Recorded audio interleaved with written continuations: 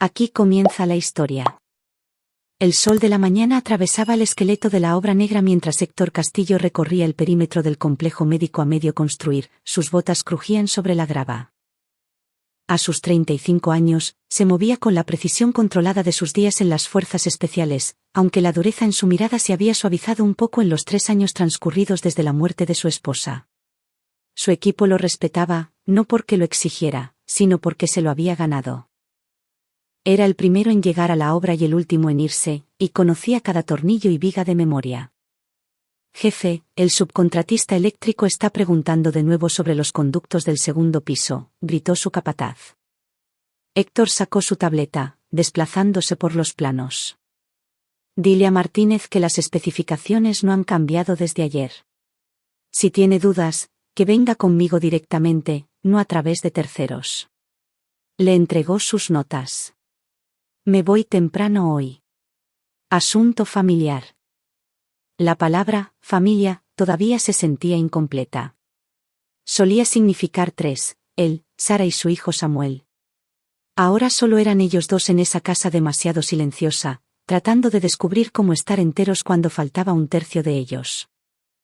Samuel tenía 4 años cuando el conductor ebrio cruzó la línea central y puso el mundo de Héctor al revés. El niño apenas recordaba a su madre ahora, lo cual, de alguna manera, dolía más que si recordara todo.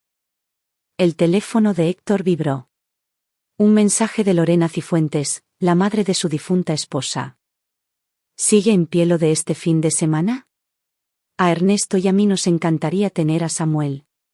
Trabajas demasiado, Héctor. Déjanos ayudar. Miró el mensaje más tiempo del necesario. Los Cifuentes habían estado presionando para pasar más tiempo con Samuel últimamente, y Héctor no podía articular por qué le molestaba. Ellos también habían perdido a su hija. Merecían conocer a su nieto. Pero algo en sus entrañas, ese mismo instinto que lo había mantenido con vida en Michoacán, le susurraba advertencias que no podía justificar. Su pulgar se detuvo sobre el teclado. Samuel tenía 7 años ahora, lo suficientemente mayor para hablar si algo andaba mal. Y Héctor tenía una reunión crucial con inversionistas el lunes por la mañana que no podía reprogramar. El proyecto ya estaba ajustado en los márgenes de ganancia. Está bien. Lo dejaré el viernes alrededor de las 6. 3 días después, Héctor se arrodilló frente a Samuel en la sala de estar, revisando su mochila. El niño tenía los ojos oscuros y la sonrisa rápida de su madre, aunque últimamente la sonrisa aparecía con menos frecuencia. Crecer sin mamá hacía eso. ¿Empacaste tu inhalador? Preguntó Héctor. Sí, papá. La voz de Samuel llevaba ese tono de exasperación propio de un niño de 7 años. ¿Y mis libros, mi tableta y ropa interior limpia? Bocón. Héctor le revolvió el cabello a su hijo. Los abuelos Cifuentes están emocionados de verte. ¿Recuerdas las reglas? Llámame antes de dormir, no comas demasiada azúcar, sé respetuoso. Samuel hizo una pausa. Papá, ¿tengo que ir? Las manos de Héctor se quedaron quietas. ¿Qué pasa, campeón? Nada. Es solo que el tío Martín es raro. Martín Rocha, el hermano de Lorena, se había mudado con los Cifuentes hacía unos 6 meses después de perder su trabajo en Monterrey. Héctor lo había visto 2 veces, le pareció ruidoso y abrasivo, oliendo perpetuamente a cigarros y cerveza barata. ¿Raro cómo? Samuel se encogió de hombros, repentinamente fascinado con las agujetas de sus zapatos. Solo raro. Héctor tomó nota mentalmente. Si pasa algo que te haga sentir incómodo, me llamas de inmediato. No me importa qué hora sea. ¿Entendido? Está bien, papá. El viaje a la casa de los Cifuentes, en las afueras, tomó 40 minutos. Su colonia había visto días mejores, casas con pintura descascarada y pasto seco, autos sobre bloques en las entradas. La casa de los Cifuentes era pequeña, de una planta, con el revestimiento blanco grisáceo por la edad. Ernesto Cifuentes había sido capataz de fábrica antes de jubilarse, el tipo de hombre que creía en el trabajo duro y una disciplina aún más dura. Nunca había perdonado del todo a Héctor por llevarse a Sara a la ciudad. Ernesto lo recibió en la puerta, con su pecho de barril aún imponente a pesar de sus 62 años. Su rostro tenía la tez rubicunda de un bebedor que intenta ocultarlo. Muchacho, nunca llamaba a Héctor por su nombre. Pasen. Lorena apareció detrás de él, secándose las manos en un trapo de cocina. Había envejecido una década en los 3 años desde que Sara murió. Su rostro se había colapsado en profundas líneas de preocupación perpetua. Samuel. Oh, mírate, creciendo como la hierba. ¿Te están alimentando bien, Héctor? Come bien, Lorena. Martín Rocha salió de la cocina, cerveza en mano, a pesar de que apenas eran las 6 de la tarde. Era más delgado que su hermana, con cara de comadreja y ojos que nunca te miraban directamente. Hola, hombrecito. ¿Listo para un fin de semana con la familia? Samuel se pegó más a la pierna de Héctor. Lo recogeré el domingo alrededor de las 4, dijo Héctor, entregando la mochila. Samuel tiene mi número. Sabemos cómo cuidar a un niño, Héctor, interrumpió Ernesto. Criamos a 3 propios, si recuerdas. La crítica fue sutil, pero presente. Tú solo has criado uno, y no por mucho tiempo. Héctor se tragó su respuesta. Llamen si necesitan algo. Se arrodilló y abrazó a Samuel. Los brazos del niño se cerraron con fuerza alrededor de su cuello. Te quiero, campeón. Nos vemos el domingo. Te quiero también, papá.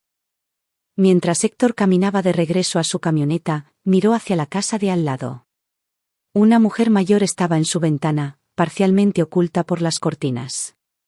Cuando notó que Héctor miraba, no se escondió, sino que dio un pequeño y deliberado asentimiento. Algo en ese gesto se sintió importante, aunque Héctor no podía decir por qué. Se alejó conduciendo, mirando la pequeña figura de Samuel en el espejo retrovisor hasta que la casa desapareció en una esquina. El fin de semana pasó lentamente. Héctor se volcó en el trabajo, revisando contratos y especificaciones hasta que los números se volvieron borrosos. El sábado por la noche, llamó a la casa de los Cifuentes. Lorena contestó. ¿Cómo está Samuel? Oh, está bien, Héctor. Jugó en el jardín más temprano. Está en la cama ahora. ¿Puedo hablar con él? Una pausa. Ya está dormido. Ya sabes cómo son los niños. Corren hasta agotarse y caen rendidos. Eran solo las 8:30. Samuel rara vez se dormía antes de las 9. Lorena. Haremos que te llame mañana, Héctor. No te preocupes tanto. Está perfectamente bien. La línea se cortó. Héctor miró su teléfono. Perfectamente bien. Las palabras resonaron en su cabeza. Casi se subió a su camioneta en ese momento, casi hizo el viaje. Pero, ¿qué diría? Su nieto se fue a dormir temprano, así que vine a llevármelo de vuelta. Pensarían que estaba loco, sobreprotector. Tal vez lo era. Domingo por la mañana, no llegó ninguna llamada. Para el mediodía, los nudillos de Héctor estaban blancos sobre el volante mientras conducía hacia casa de los Cifuentes. Algo andaba mal. Lo sabía de la misma manera que sabía cuando su convoy estaba a punto de golpear un explosivo improvisado en Tamaulipas. Una opresión en el pecho, una claridad que cortaba a través de la duda. Llegó a la casa a las 3:30, media hora antes. La puerta se abrió antes de que pudiera tocar. Ernesto estaba allí, con el rostro ilegible. ¿Dónde está Samuel? Recogiendo sus cosas. Lorena lo está ayudando. La mandíbula de Ernesto se tensó. El chico tuvo problemas para dormir. Pesadillas, probablemente extraña su rutina. Héctor pasó junto a él. Samuel apareció al final del pasillo, con la mochila en la mano. El corazón de Héctor se desplomó hasta el estómago. La cara de Samuel estaba pálida, sus ojos enrojecidos y huecos. Se movía como un fantasma, arrastrando los pies con la mirada fija en el suelo. Cuando Héctor intentó tocarlo, Samuel se estremeció. ¿Qué pasó? La voz de Héctor salió mortalmente tranquila. No pasó nada, dijo Lorena demasiado rápido. Solo está cansado. Los niños se ponen emocionales. Samuel. Héctor se arrodilló, tratando de captar la mirada de su hijo. Campeón, mírame. El cuerpo entero de Samuel temblaba. Sus labios se movieron, pero no salió ningún sonido. Bueno, nos vemos el próximo mes, dijo Ernesto, moviéndose hacia la puerta, un despido. Héctor levantó a Samuel, con mochila y todo, y se dirigió a su camioneta. Cada instinto gritaba que algo terrible había ocurrido en esa casa. Pero Samuel no hablaba, y él no tenía pruebas, solo la evidencia de las manos temblorosas de su hijo y una mirada perdida. Estaba abrochando a Samuel en su asiento cuando alguien golpeó su ventana. La mujer mayor de al lado estaba allí, con una memoria USB en su mano curtida. Su nombre era Paulina Torres, Héctor recordó. Ella había llevado un guisado después del funeral de Sara. Héctor bajó la ventana. La voz de Paulina era baja, urgente. Grabé todo desde mi ventana. Mi nieto instaló cámaras para mí el año pasado, se supone que para vigilar a los ladrones de paquetes, pero ven hacia su patio, hacia sus ventanas traseras. Presionó la memoria en su mano. Sus dedos estaban helados. Prométame, Héctor Castillo. Prométame que no matará a nadie. Las palabras lo golpearon como un golpe físico. ¿Qué? Prométame primero. Lo prometo. La mentira salió automáticamente antes de que supiera que era una mentira. Véalo cuando estés solo, no con Samuel allí. Y lleve a ese niño a un médico. Sus ojos estaban húmedos. Lo siento. Debería haber llamado a la policía, pero tenía miedo. Y pensé que tal vez usted debería saberlo primero, y yo. Gracias, logró decir Héctor. Gracias, Paulina. Ella asintió y se apresuró a volver a su casa, mirando por encima del hombro hacia la casa de los Cifuentes como si pudiera extender la mano y atraparla. Héctor condujo a casa en silencio. Samuel no había emitido ningún sonido, no había levantado la vista, solo miraba sus pequeñas manos en su regazo, temblando. La casa se sentía diferente cuando entraron, como si la presión del aire hubiera cambiado. Héctor dejó la mochila de Samuel, llevó a su hijo al sofá. Campeón, necesito que me digas qué pasó. La boca de Samuel se abrió. Se cerró. Su respiración se aceleró, dirigiéndose hacia el pánico. Está bien. Está bien. Todo está bien. Héctor lo abrazó fuerte. Sintió el corazón del niño martilleando como un pájaro atrapado. Estás a salvo ahora. Yo te tengo. Sostuvo a su hijo hasta que el temblor disminuyó a estremecimientos, hasta que la respiración de Samuel se niveló. Luego lo instaló con su tableta y audífonos en su habitación, dejó la puerta entreabierta y fue a su oficina. La memoria USB se sentía pesada en su mano. Las palabras de Paulina resonaron, véalo cuando estés solo. No con Samuel allí. La computadora portátil de Héctor cobró vida. La unidad contenía una sola carpeta etiquetada con la fecha de ayer. Dentro, 4 archivos de vídeo. Cada uno con marca de tiempo. Su dedo se detuvo sobre el primero. Una parte de él sabía que lo que estaba a punto de ver cambiaría todo, abriría una puerta que no podría cerrarse. El hombre que era ahora, el que seguía las reglas, el que creía en los sistemas y los canales adecuados, ese hombre moriría en los próximos minutos. Hizo clic en reproducir. El vídeo mostraba el patio trasero de los Cifuentes desde un ángulo alto, una lente ojo de pez daba una vista amplia. Marca de tiempo, sábado 2:47 de la tarde. Apareció Samuel siendo arrastrado por el brazo. Martín Rocha lo tenía, jalándolo hacia el cobertizo en la parte trasera de la propiedad. Samuel lloraba, tratando de soltarse. Las manos de Héctor comenzaron a temblar. La puerta del cobertizo se abrió. Ambas figuras desaparecieron dentro. La puerta se cerró. Durante 6 minutos, nada. Los ojos de Héctor ardían. No parpadeó. Luego la puerta se abrió. Samuel salió tropezando, cayó de rodillas en el pasto. Martín lo siguió, ajustándose el cinturón. Agarró a Samuel por la parte trasera de su camisa, lo levantó de un tirón, dijo algo que Héctor no pudo escuchar. Samuel asintió frenéticamente, con lágrimas corriendo por su rostro. Martín lo empujó hacia la casa. El vídeo terminó. Héctor se quedó congelado, mirando la pantalla negra. Su mente se había ido a un lugar tranquilo y frío, un lugar que no había visitado desde las zonas de guerra. Cuando finalmente se movió, fue con precisión mecánica. Revisó el segundo vídeo. Lo mismo, día diferente, viernes por la noche. El tercer vídeo mostraba a Martín sacando a Samuel afuera de nuevo el sábado por la noche. El cuarto. No pudo ver el cuarto. Héctor retiró la memoria, la colocó cuidadosamente en el cajón de su escritorio. Luego se puso de pie, caminó hacia su baño y vomitó hasta que no quedó nada más que bilis y rabia. Cuando pudo ponerse de pie de nuevo, se lavó la cara y se miró en el espejo. El hombre que le devolvía la mirada tenía ojos muertos. Bien. Necesitaba eso.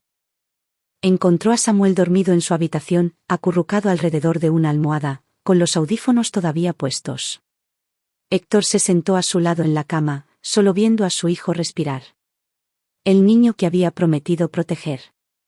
El niño al que le había fallado. No, no fallado. Todavía no. Voy a arreglar esto, susurró. Voy a hacer que paguen. A todos ellos. La promesa flotó en el aire como un juramento de sangre. El lunes por la mañana, Héctor reportó enfermo en el trabajo por primera vez en 3 años. Llevó a Samuel con la doctora Patricia Chan, su pediatra, alegando que su hijo se había caído y parecía herido. El examen fue minucioso y gentil, pero Samuel permaneció mudo todo el tiempo. La doctora Chan encontró moretones, lesiones, evidencia que respaldaba lo que Héctor ya sabía. Señor Castillo, dijo ella en voz baja, cerrando la puerta de la sala de examen. Estoy obligada a reportar sospechas de abuso. Lo que ha descrito, combinado con la condición de Samuel y su negativa a hablar al respecto. Entiendo. Haga lo que tenga que hacer. Ella hizo la llamada al DIF, Sistema Nacional para el Desarrollo Integral de la Familia, desde su oficina. Héctor escuchó su recitación clínica de los hechos. Cada palabra, otro clavo en un ataúd que no le pertenecía. Una investigadora del DIF lo contactaría dentro de 24 horas. La policía probablemente se involucraría. Se abriría una investigación. Estas cosas toman tiempo, advirtió la doctora Chan. El sistema está saturado. Incluso con evidencia clara, el proceso puede tomar meses o años. Y la condena no está garantizada. Entiendo, repitió Héctor. Entendía perfectamente. El sistema avanzaría lentamente mientras Martín Rocha caminaba libre. Tal vez lo arrestaran. Tal vez pagaría la fianza. Tal vez los Cifuentes lo defenderían, alegando que Samuel estaba mintiendo o confundido. Tal vez destruiría aún más a Samuel testificar, revivirlo en salas de tribunales y declaraciones. Tal vez la justicia no llegaría en absoluto.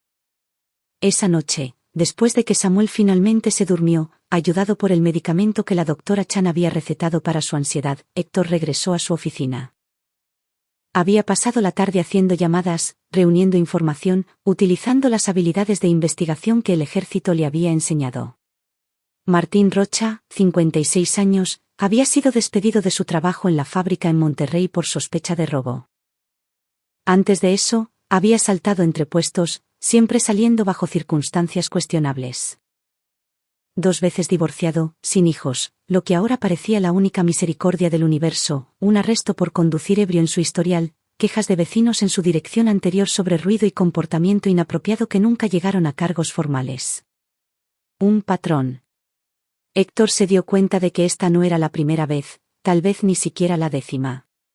Martín Rocha era un depredador que se había estado deslizando por las grietas toda su vida, protegido por la suerte, la lealtad familiar y un sistema que requería pruebas en lugar de prevención. Los Cifuentes, Ernesto y Lorena. ¿Lo sabían? La pregunta quemaba.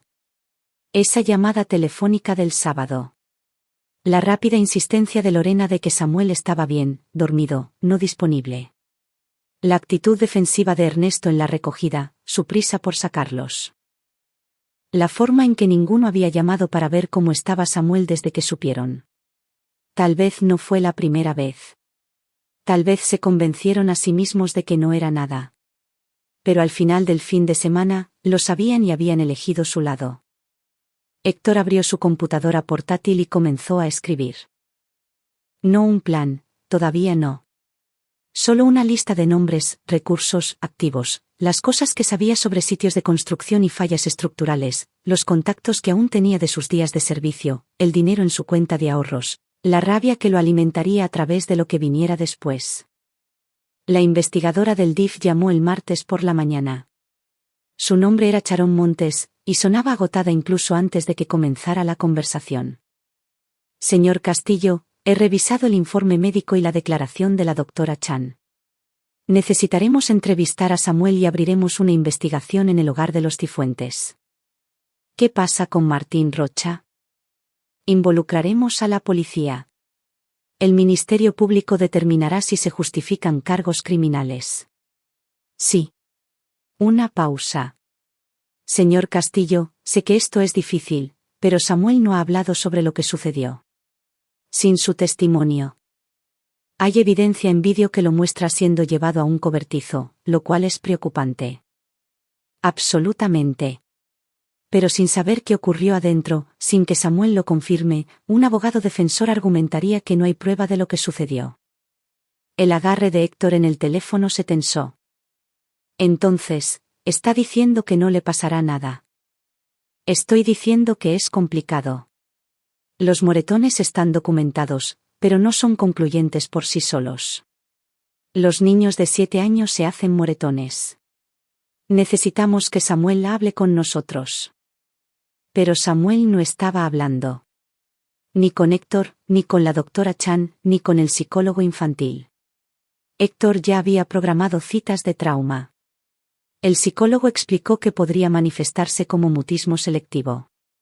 Podría ser temporal, podría no serlo. Para el miércoles, la policía había entrevistado a Martín Rocha. Él negó todo, afirmó que apenas interactuó con Samuel, sugirió que el niño estaba actuando así porque extrañaba a su madre. Ernesto y Lorena respaldaron su historia. Samuel había estado bien, dijeron. Sin problemas en absoluto. Héctor debió haberlo entrenado, o el niño estaba teniendo pesadillas no relacionadas con su hogar. El detective Jaime Morales entregó esta noticia en la sala de Héctor. Su rostro era de disculpa pero resignado. Sin la declaración de Samuel, no tenemos suficiente para una orden de aprehensión. La fiscalía no procesará con evidencia circunstancial y un vídeo que no muestra la agresión real. La evidencia médica podría haber ocurrido en cualquier lugar. Lo siento, señor Castillo. También tengo hijos. Sé que esto no es lo que quiere escuchar. Seguiremos investigando, pero en este momento, nuestras manos están atadas. Después de que Morales se fue, Héctor se sentó en la creciente oscuridad de su sala. El sistema había fallado, tal como sabía que lo haría, esperaba que no, pero lo sabía. Samuel estaba en terapia, apenas durmiendo, saltando ante las sombras. Y Martín Rocha estaba ahí fuera, libre, probablemente riéndose de ello. La rabia que se había estado acumulando cristalizó en algo frío y enfocado. Le había hecho una promesa a Paulina que no tenía intención de cumplir, y ahora necesitaba decidir cómo romperla. Pero no podía actuar solo por ira. El ejército le había enseñado que las operaciones requerían planificación, inteligencia, precisión.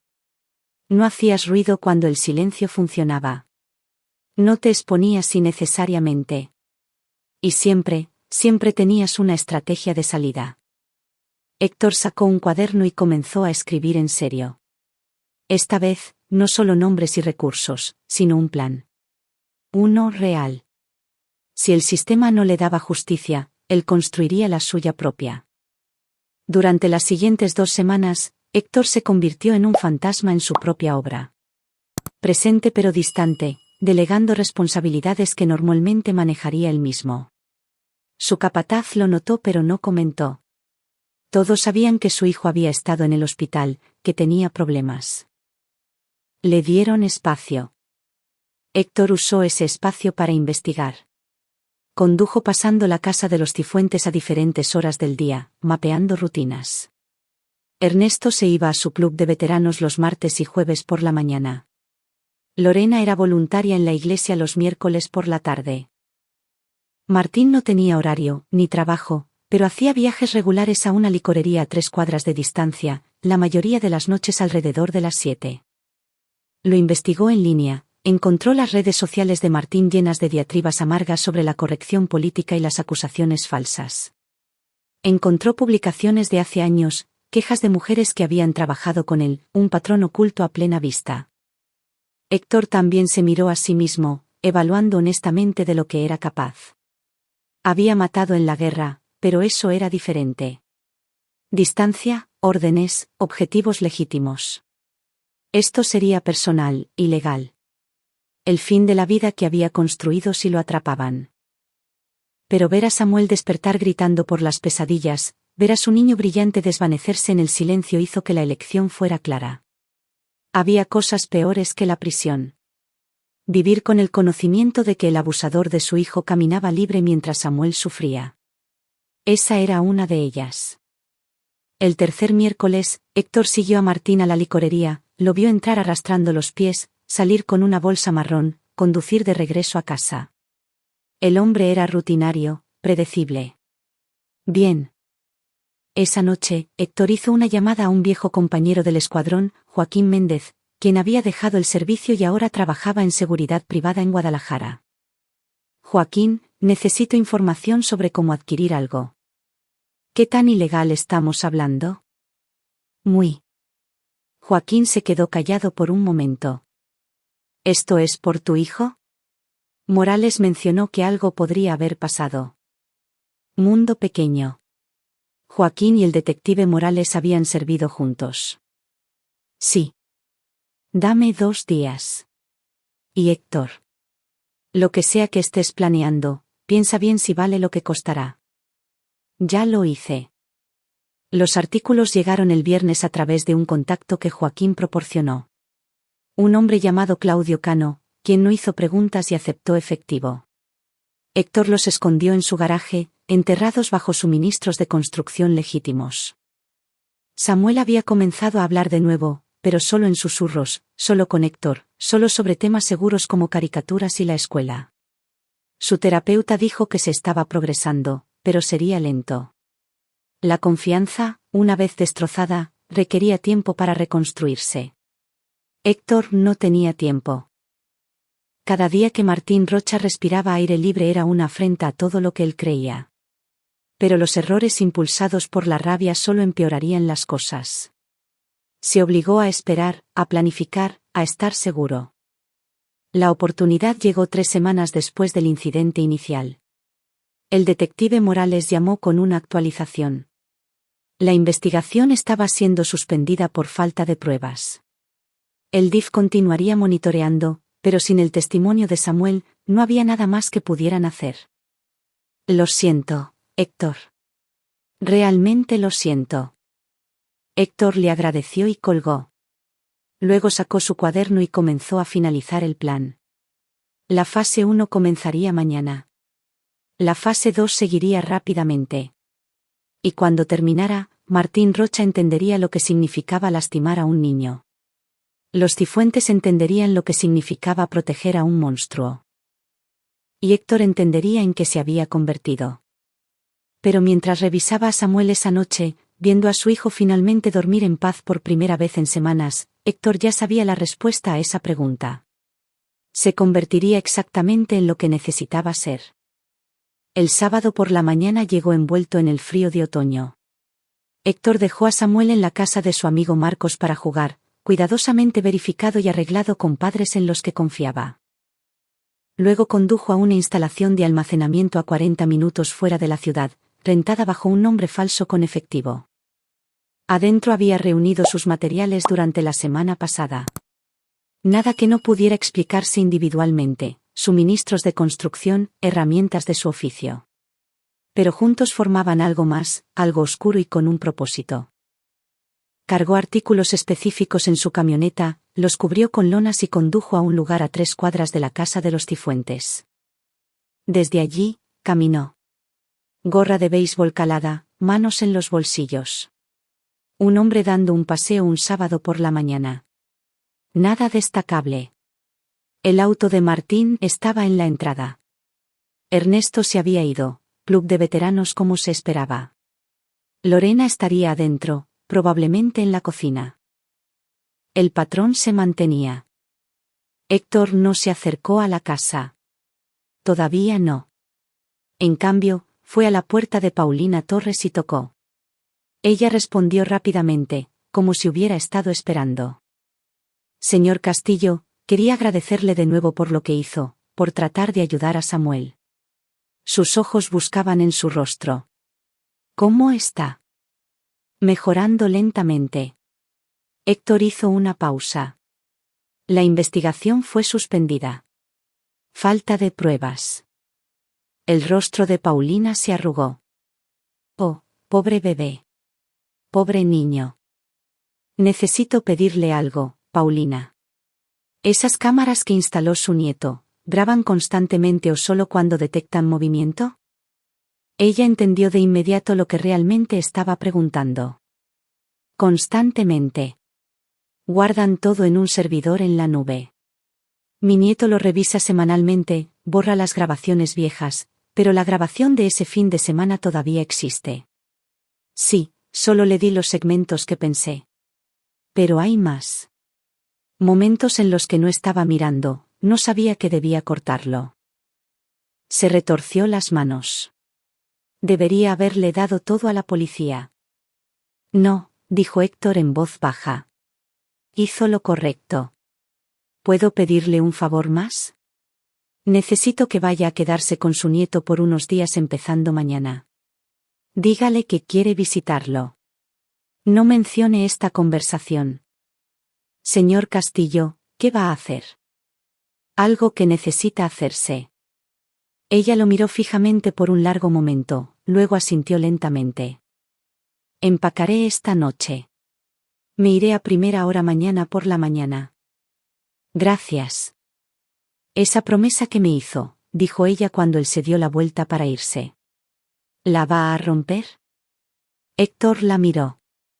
Aún no lo he decidido. Era una respuesta honesta. Pasó el resto del día refinando su línea de tiempo, verificando detalles, asegurándose de que cada pieza encajara. Sin espacio para la improvisación, sin margen de error. Esto tenía que ser quirúrgico. Perfecto. Esa noche, con Samuel durmiendo profundamente bajo la influencia de su medicamento, Héctor se sentó en su oficina revisando el plan una última vez. Comenzaría mañana. Para el próximo fin de semana, habría terminado. De una forma u otra, se haría justicia. Domingo por la mañana, el auto de Paulina salió de su entrada a las 9 de la mañana, lleno de equipaje. Héctor observó desde su camioneta estacionada 2 calles más allá, confirmando su partida. La fase 1 podía proceder. La belleza de trabajar en la construcción era entender cómo se rompían las cosas, cómo fallaban los edificios, cómo colapsaban los sistemas, cómo ocurrían los accidentes. Héctor había pasado 15 años aprendiendo estas lecciones, previniendo desastres, construyendo de manera segura. Ahora aplicaría ese conocimiento a la inversa. La rutina de Ernesto Cifuentes era religiosa. Los domingos por la mañana significaban café en el porche, leyendo el periódico. Lorena asistía al servicio temprano en la iglesia, no regresaría hasta las 11. Martín típicamente dormía hasta el mediodía los fines de semana. Héctor se acercó desde el patio trasero, llegando a través de un lote baldío detrás de la propiedad de los Cifuentes. Vestía ropa oscura, guantes, una apariencia anodina que se borraría en la memoria si alguien lo viera por casualidad, pero nadie lo haría. Cronometró esto cuidadosamente. El cobertizo estaba en la esquina lejana de su patio. Madera desgastada y un techo hundido. Aquí era donde había sucedido, donde Martín había. Héctor forzó el pensamiento hacia abajo. La emoción no tenía lugar en lo que venía a continuación. La puerta del cobertizo no estaba cerrada con llave. Adentro, herramientas oxidadas colgaban de tableros, latas de pintura alineaban los estantes y un banco de trabajo dominaba una pared. Héctor sacó su teléfono, tomó fotografías, evidencia de ubicación. Luego se puso a trabajar. La línea de gas que alimentaba la casa de los Cifuentes corría a lo largo de la parte trasera de la propiedad. Vieja tubería de hierro que precedía a los estándares de seguridad modernos. Héctor había investigado los registros de instalación. 40 años de antigüedad, nunca actualizada. Una bomba de tiempo. Lo que hizo a continuación tomó 7 minutos. Ajustes cuidadosos. Nada obvio. Un pequeño compromiso en la integridad de la tubería posicionado donde la corrosión ya existía. El tipo de falla que podría ocurrir naturalmente en un sistema envejecido acelerado por el estrés. Luego se retiró, fundiéndose de nuevo a través del lote baldío, quitándose los guantes solo cuando estaba a calles de distancia. En casa, se duchó a fondo, quemó la ropa que había usado en su chimenea y recogió a Samuel de la casa de Marcos. Pasaron la tarde jugando juegos de mesa, y por breves momentos, Héctor vio destellos del niño que su hijo solía ser. «Te quiero, campeón», dijo Héctor mientras arropaba a Samuel en la cama esa noche. «Te quiero también, papá». La voz de Samuel todavía era tranquila, todavía frágil, pero presente. «Viva». «Vale la pena», pensó Héctor. «Lo que sea que venga después vale la pena». Pasó el lunes. Luego el martes. Héctor trabajó, asistió a la sesión de terapia de Samuel, hizo la cena, actuó con normalidad y esperó. Miércoles por la tarde, sonó su teléfono. Joaquín Méndez. «Héctor, te llamo como amigo. Morales acaba de contactarme. Hubo una explosión de gas en una residencia en la calle Maple esta mañana. Una víctima fatal, 2 heridos». El ritmo cardíaco de Héctor no se disparó. Había entrenado para esto, se había preparado para esto. Eso es terrible. La dirección de los Cifuentes. Martín Rocha está muerto. Ernesto y Lorena están en el hospital. Dios mío. Héctor dejó que la conmoción apropiada tiñera su voz. ¿Qué pasó? Están investigando, pero la evaluación preliminar sugiere una falla en la vieja línea de gas. El esposo estaba fumando en el porche cuando explotó. Él y su esposa estaban lo suficientemente lejos del epicentro para sobrevivir. Martín estaba en la recámara trasera, justo encima del punto de falla. ¡Qué horrible! Y fue horrible. También fue justicia. Morales quería que te lo hiciera saber. Pensó que deberías escucharlo antes que en las noticias. Dijo. Dijo que sabe que las cosas no salieron como querías con el caso. Quería asegurarse de que no te enteraras de la muerte de Rocha y pensaras que necesitabas hacer algo. Dile a Morales que gracias y dile que solo estoy enfocado en ayudar a mi hijo a sanar. Después de que Joaquín colgó, Héctor se quedó muy quieto. Una víctima fatal. El plan había funcionado exactamente como se diseñó. Martín Rocha había estado en su habitación, la misma habitación visible en las grabaciones de Paulina, la habitación a la que había llevado a Samuel después del cobertizo. La línea de gas había fallado debido a la edad y el estrés. La explosión había ocurrido naturalmente. Trágicamente, un accidente esperando suceder en una casa vieja con infraestructura descuidada. La investigación no encontraría signos de manipulación porque Héctor solo había acelerado lo que ya era inevitable. Simplemente le dio un empujoncito y se aseguró de que el punto de falla estuviera posicionado para maximizar el daño donde Martín estaría, y minimizarlo donde Ernesto y Lorena podrían estar. Porque Martín merecía la muerte. Pero los Cifuentes merecían algo diferente. Ernesto sufrió quemaduras graves y una pierna destrozada. Lorena tenía una conmoción cerebral y costillas rotas. Ambos sobrevivirían, pero su recuperación sería larga y dolorosa. La casa fue condenada, pérdida total. Héctor los visitó en el hospital el jueves por la noche.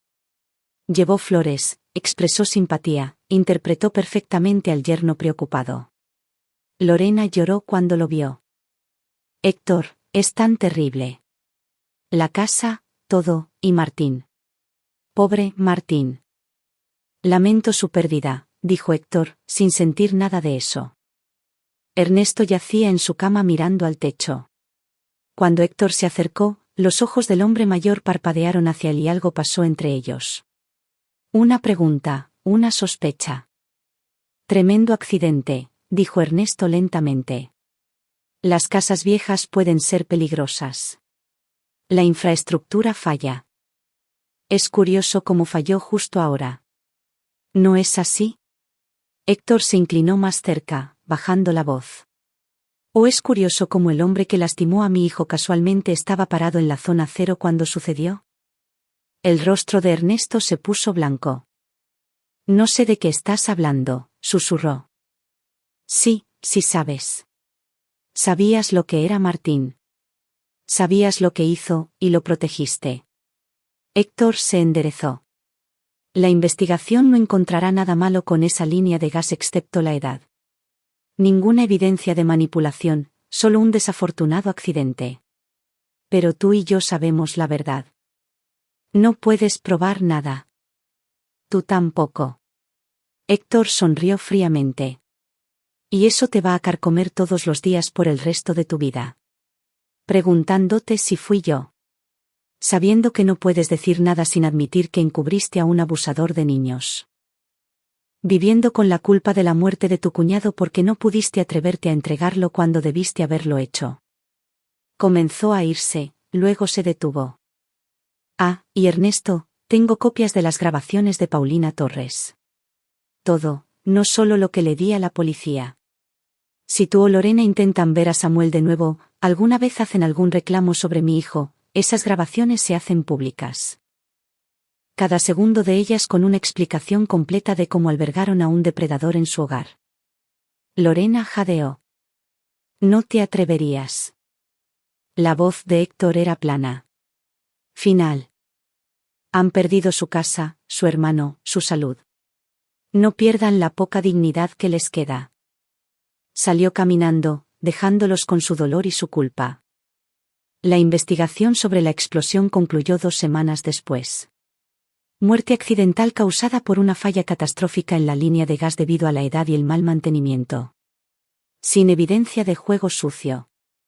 El caso fue cerrado. El detective Morales llamó a Héctor personalmente. Pensé que querrías saber. Rocha está muerto. No es el final que nadie quería. Pero al menos no puede lastimar a nadie más. No, coincidió Héctor. No puede. 2 meses después, Héctor estaba en el concierto de invierno de la escuela de Samuel viendo a su hijo cantar con la clase de 2º grado. La voz de Samuel todavía era tranquila, pero estaba cantando. Sonrió cuando vio a Héctor en la multitud. Las pesadillas habían disminuido. La terapia estaba funcionando. Progreso. Nunca tendrían una conversación sobre lo que Héctor había hecho. Samuel nunca sabría que su padre había diseñado la muerte de su abusador. Esa era una carga que Héctor llevaría solo, pero la llevaría con gusto. Después del concierto, fueron por helado. La primera petición de Samuel de su golosina favorita en meses. Se sentaron en la heladería y Samuel balanceaba las piernas. Helado de chocolate en su barbilla. Papá. Sí, campeón. Me alegra que no tengamos que ir más a casa de los abuelos Cifuentes. A mí también. ¿Están enojados con nosotros? Héctor consideró su respuesta cuidadosamente. Están lidiando con sus propios problemas ahora mismo, pero no necesitas preocuparte por ellos. Somos solo tú y yo, y eso es todo lo que necesitamos. Samuel asintió, aceptando esto. Solo tú y yo. Así es. Héctor extendió la mano a través de la mesa, apretó la mano de su hijo. Para siempre. Esa noche, después de que Samuel se fue a la cama, Héctor tomó una larga ducha, dejando correr el agua fría. Pensó en Martín Rocha, muerto y enterrado. En los Cifuentes, rotos y exiliados. En Paulina Torres, quien había regresado a casa y nunca mencionó su conversación. En Joaquín Méndez y el detective Morales, quienes sospechaban pero nunca sabrían con certeza. Sobre todo, pensó en la línea que había cruzado y en el hombre en el que se había convertido. El ejército le había enseñado que a veces la violencia era la única respuesta. Que algunas amenazas no podían ser razonadas, solo eliminadas. Que la protección de los inocentes justificaba medios terribles. Había pasado 15 años tratando de olvidar esas lecciones para ser un mejor hombre, un civil, un padre. Pero cuando más importaba, cuando su hijo lo necesitaba, recordó. Héctor se secó, se miró en el espejo. Misma cara, mismos ojos, pero diferente bajo la superficie. Había matado a un hombre, o al menos asegurado su muerte con precisión clínica. Había destruido la vida de una familia, dejándolos con nada más que dolor y cenizas, y no sentía remordimiento. Tal vez eso lo convertía en un monstruo.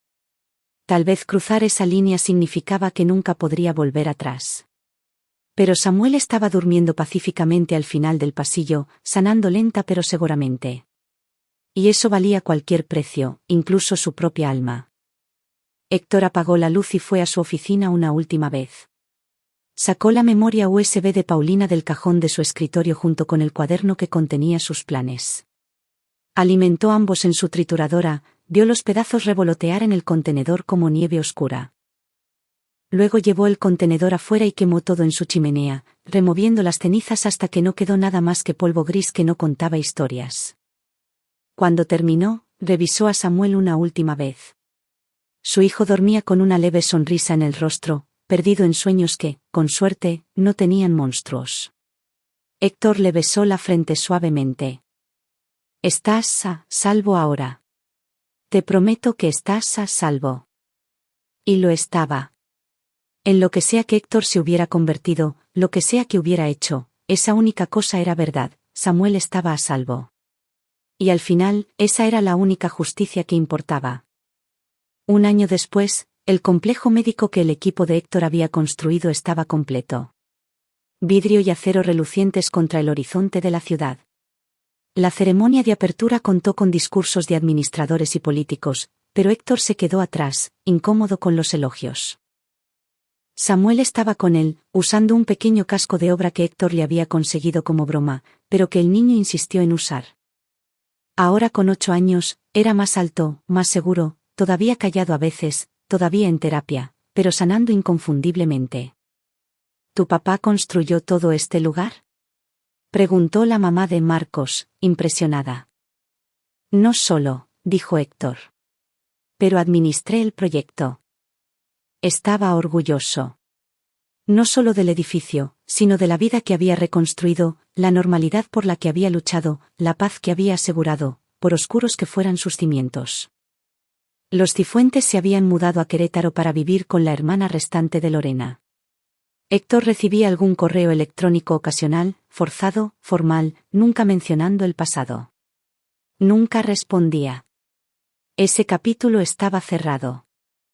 Paulina Torres había muerto hacía 3 meses, pacíficamente mientras dormía. Su nieto había encontrado a Héctor en el funeral y lo había llevado aparte. Me contó cerca del final, había dicho, sobre los vídeos, sobre lo que ella le dio.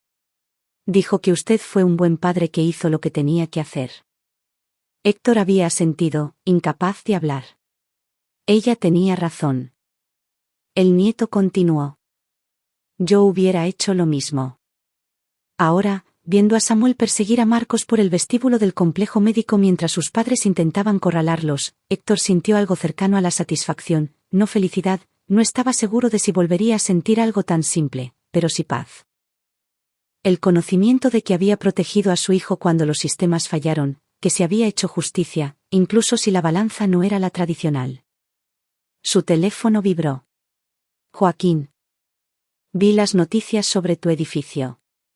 Felicidades. ¿Cómo está Samuel? Héctor escribió de vuelta. Bien. Ambos estamos bien. Me alegra escucharlo. Hiciste lo correcto, ya sabes, lo que sea que hayas hecho o no hayas hecho. Héctor sonrió sombríamente. Joaquín lo sabía. Por supuesto que lo sabía. Los de fuerzas especiales se reconocen incluso años después. Hombres que habían hecho cosas difíciles en lugares difíciles y llevaban el peso en silencio. Gracias, hermano. Se guardó el teléfono y llamó a Samuel. Vámonos, campeón. Vamos a casa. Samuel corrió hacia él y le agarró la mano. ¿Podemos ir por pizza? Seguro. Mientras caminaban hacia la camioneta, Samuel lo miró. Papá, ¿eres feliz? La pregunta detuvo a Héctor en seco. Se arrodilló al nivel de Samuel, vio los ojos de su esposa devolviéndole la mirada, llenos de confianza y amor. Sí, Samuel, lo soy. ¿Tú? Samuel consideró esto seriamente y asintió. Sí, me gustamos nosotros. Yo también, campeón. Yo también. Y mientras conducían a casa a través de la ciudad, Héctor se dio cuenta de que era verdad. El hombre que había sido antes habría sido destruido por lo que había hecho, consumido por la culpa y el horror de convertirse en un asesino. Pero el hombre en el que se había convertido, el forjado en el fuego del sufrimiento de su hijo, templado por la rabia y la furia protectora. Ese hombre podía vivir con ello, podía cargar el peso, podía mirarse en el espejo y aceptar lo que había sacrificado por la seguridad de su hijo. Algunos precios valían la pena pagarse. Algunas líneas estaban destinadas a cruzarse. Y algunos padres caminarían a través del mismísimo infierno para proteger a sus hijos. Héctor Castillo había hecho las tres cosas. Y las haría de nuevo sin dudarlo. Porque al final, la justicia no se trataba de tribunales, leyes o aprobación social. Se trataba de proteger a los inocentes, castigar a los culpables y asegurar que los monstruos no pudieran esconderse detrás de sistemas demasiado rotos para detenerlos. Le había dado a Martín Rocha exactamente lo que merecía. Y le había dado a Samuel la única cosa que más importaba, un futuro libre de miedo, una infancia que aún podía albergar alegría, un padre que nunca, jamás le fallaría de nuevo. Eso valía cualquier costo. Eso valía todo. Mientras entraban a su cochera y Samuel saltaba hacia la casa, hablando sobre pepperoni y queso extra, Héctor se permitió una pequeña y genuina sonrisa. Había cumplido su promesa después de todo. No la que le hizo a Paulina sobre no matar a nadie, sino la que le hizo a Samuel, arrodillado junto a su cama en la oscuridad. Voy a arreglar esto. Voy a hacer que paguen. Promesa cumplida. Justicia servida. Y de alguna manera, imposiblemente, ambos iban a estar bien. Héctor cerró la camioneta y siguió a su hijo adentro, cerrando la puerta al pasado y entrando en cualquier futuro que construirían juntos. Solo ellos dos, para siempre.